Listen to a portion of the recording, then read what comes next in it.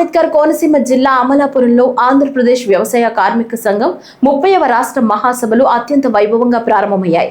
ఈదరపల్లి నుంచి గడియ స్తంభం వరకు ఎర్ర జెండాలతో పట్టణం ఎరుపుమయంగా మారింది. అనంతరం గడియ స్తంభం సెంటర్లో భారీ బహిరంగ సభ నిర్వహించబడింది.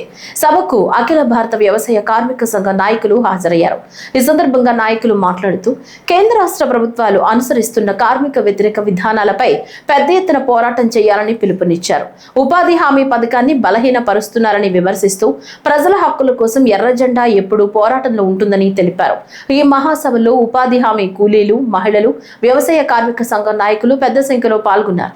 చాలా మంది కూడా అదే అంటారు, కానీ రాజ్యాంగంలో లేని విషయాలు కూడా చాలా ఉన్నాయనే విషయం అర్థం చేసుకోవాలి.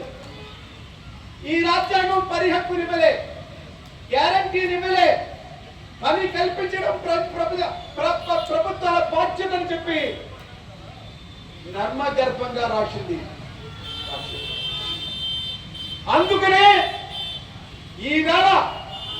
ఈరోజు వ్యవసాయ కార్మికులు, నేను దీనికోసం ఒక అధ్యక్ష ఉపన్యాసం రాసిన మన విలేకరి మిత్రులు ఈ కోనసీమ చరిత్ర రాసేటప్పుడు చాలా విషయాలు రాశారు.